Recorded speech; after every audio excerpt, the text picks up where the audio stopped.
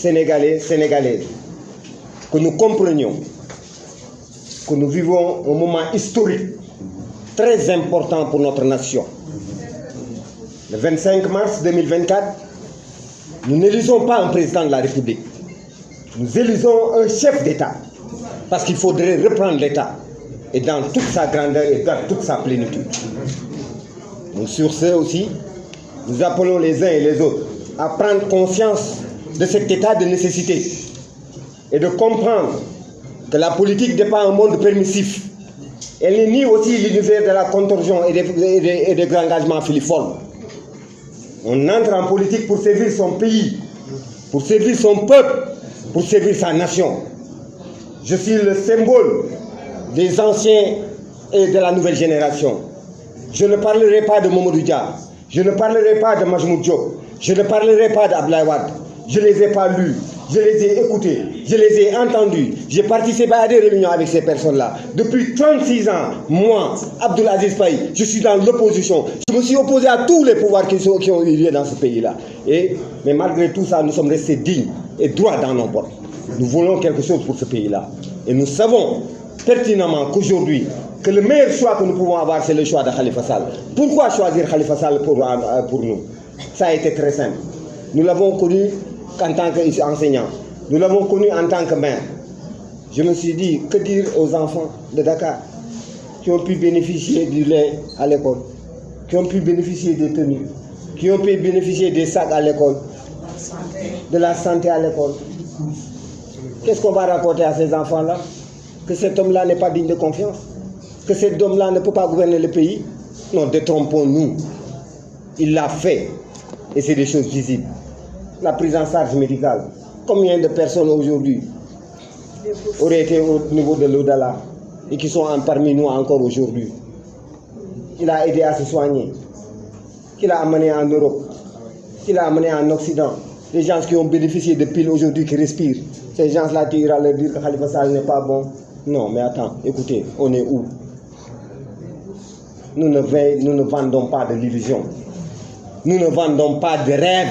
Nous vendons une réalité. Parce que nous avons un candidat qui a su montrer ses preuves au niveau de la mairie de Dakar.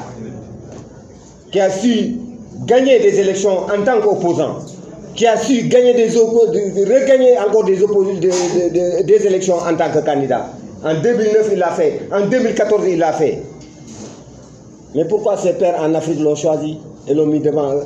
C'est Julien Afrique, président de l'Alliance, de Cité Alliance, secrétaire général de l'AMF, parce qu'il avait les compétences requises pour pouvoir donner les orientations nécessaires et aider ses pairs africains à trouver des solutions idoines par rapport aux solutions qu'il a apportées à sa ville de Dakar.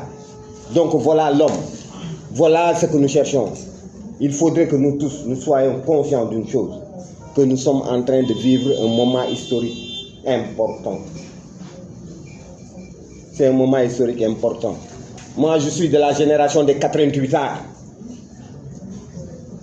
L'année blanche de 88, nous l'avons portée sur nos épaules. Nous sommes battus ici, dans ce pays-là. Je fais partie de cette génération. Et jusqu'à aujourd'hui, je suis resté tel que je suis. Mais si aujourd'hui, je suis avec Khalifa Sall, parce que je suis convaincu, après avoir vécu tant d'années d'expérience, que l'herbe de la situation, celui qui peut être un chef d'État, je ne parle pas de président de la République, celui qui peut être un chef d'État pour le Sénégal, c'est Khalifa Ababacar Sall. Et nous appelons le peuple sénégalais, Go, Mak, Ndaw, Djigen, Khale, que les gens prennent conscience. J'aurais bien aimé, président, avoir une conférence de presse avec cette jeunesse-là. Parler du programme dans toute sa grandeur et dans toute sa plénitude. Pour que les gens comprennent que nous ne sommes pas venus pour jouer. L'État, ce n'est pas un jeu. La monnaie, ce n'est pas un jeu. Sortir du franc CFA, c'est rembourser 14 000 milliards de dettes tout de suite aujourd'hui. Où est-ce que le Sénégal peut le prendre? C'est de la farce qu'on arrête. La dette du Sénégal à l'heure actuelle est à peu près à 14 000 milliards. Sortir de la zone euro, et de la parité euro, franc CFA, ça veut dire quoi? C'est payer automatiquement les 14 000 milliards. Où est-ce que nous allons puiser ces 14 000 milliards? C'est de la farce. Il faut qu'on arrête de vendre de l'illusion et du rêve à la jeunesse sénégalaise. Que cette jeunesse prenne conscience qu'il y a des hommes, des êtres, des Sénégalais, des dignes fils de ce pays-là qui peuvent porter les orientations. Et je crois que quand on parle de l'humain, c'est parce que Khalifa Sall l'a démontré quand il a été maire de Dakar. Dans toutes les écoles du Sénégal, au niveau des hôpitaux, au niveau des centres de santé, au niveau des postes de santé. Mais que peut-on attendre d'autre d'un maire de ville? Que peut-on attendre d'autre d'un président de la République que ces gestes-là? Je n'en vois pas plus. Donc, très chers compatriotes, je parle avec le cœur parce que je suis un homme engagé. Et je ne m'engage pas dans la facilité. Je pouvais fréquenter tous les autres régimes qui sont passés par là. J'étais l'un des rares jeunes qui accompagnait Maître Abdoulaye Wade en 1988. De 2000 à 2012, je n'ai pas vu Abdoulaye Wade une seule fois. Et pourtant, Dieu sait qu'on a des liens de parenté. Parce que ça ne m'intéresse pas. Ce sont mes convictions qui m'intéressent. C'est le devenir de ce pays-là qui m'intéresse. C'est la foi à la chose qui m'intéresse, moi. Et je sais qu'avec cet homme-là,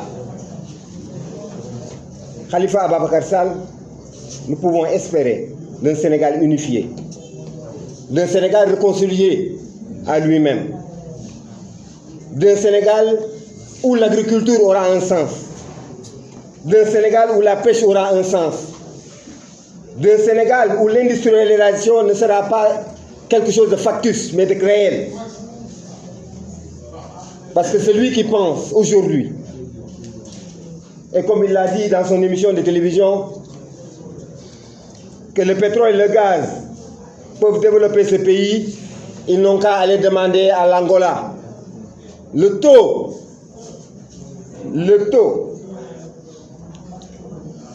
de l'inflation en Angola, au Nigeria, aujourd'hui, au Ghana, c'est des taux assez élevés, qui dépassent les 2 points. Et au Sénégal, on est à un taux de 3%. Le taux de croissance de l'Angola au moment de la production du pétrole était à 70%. Taux de 70% au moment de la production du pétrole. On en est l'Angola aujourd'hui. Donc arrêtons. Posons les véritables débats. Et j'aurais aimé quand même que vos confrères posent les véritables débats sur l'économie, sur la politique, sur les institutions entre les différents candidats, pour qu'au moins on puisse aider les Sénégalais à faire le meilleur choix possible. Mais malheureusement, on n'en est pas là. Et on ne pourra pas transformer ce pays-là. Le journalisme n'est pas une fin en soi, c'est un moyen.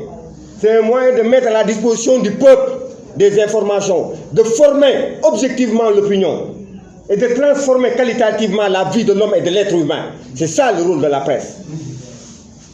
Et je vous en exhorte de revenir à ces fondamentaux-là pour pouvoir nous permettre de faire le choix opérant, le choix pour un Sénégal réconcilié, le choix pour un Sénégal émergent, le choix pour un Sénégal développé dans les 5 prochaines années. Je vous remercie. Élisons Khalifa.